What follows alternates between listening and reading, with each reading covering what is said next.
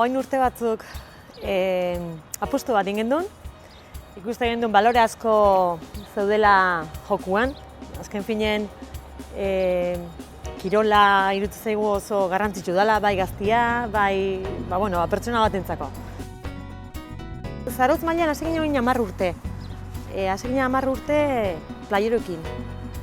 Bertan, Anei Gaztinak, hau enpresa familiarra da, eta Anei Gaztina urte dexenteko aldikin gaude. Eta bere ekipo bat sortu zuen, da jabeak utzi zuen oin urte batzuk, eta beste kide batzuk ari dira. Eta goia ondoren izan zen saskibaloia, futbola.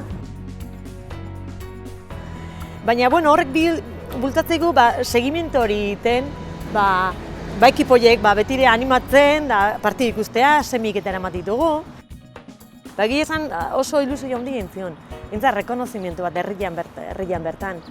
Gehien bat ikustezu, zaudela babesten ekipo asko, ekipo horren atzean daude ume asko, guraso asko, jende asko da.